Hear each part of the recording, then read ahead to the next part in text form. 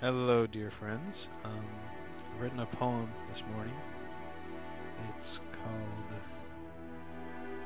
I'm not sure what it's called. I guess it's called. I guess I'll tell you right now. It's called Whispering Energy. He walked in awareness for a time, abounding in the newfound bliss. Time of sorrow left behind. True love was finally his.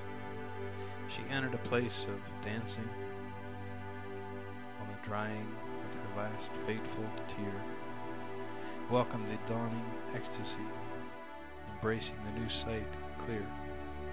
An age of wonders awakening, expansiveness pulling us now. We look to the sages within, a knowing inside, showing how. Releasing the harms to the depths, timidly joining small hands, held by the ebb and the flow, on a shore with ever-shifting sands, whispering thoughts that lift us. We stand in the warm winter sun, rays of perfect light touching many hearts that were lost, now won. Discarding the need to compete, a holy recognition appears.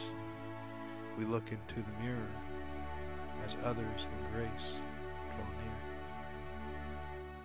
All teachers and students and none, we dance in a new forming way into the whispering energy, enlivened in grace each new day.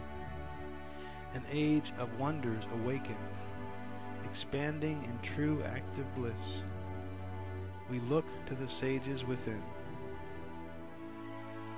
and walk what really now is. I'm so absolutely, utterly grateful for the lessons I have learned and am learning in this beautiful collaborative group called Whispering Energy. On its surface, it's about social networking, things like Facebook and Twitter, and using technology to reach out to others. But it's so much deeper than that. It really is about raising the consciousness and about joining the expanding consciousness that just sort of is occurring. You know, it's unstoppable. So why not just dive into the flow? And so I dove in, and I dive in each day. I renew the choice every day to dive into this force, this oneness, this universal consciousness, this love that we share, that we know. And it's just beautiful. It's glorious. And the miracles are just astounding. You know, I made some wonderful friendships, and I've learned some things. But the fact is that for example, I had planned to write a book, and I planned it and outlined it over a year ago, and it sat on a shelf because of my fears, because of my apprehensions, because my apprehensiveness. I couldn't decide which word to use, so I just sort of used them both. But anyway, I was afraid, you know, and I understood a lot of what I already knew a lot of what I learned in Whispering Energy, but the difference for me is that being in collaboration and being in this group has prompted me and continues to prompt me to actually put it into action. And so for me, it's an active kind of bliss.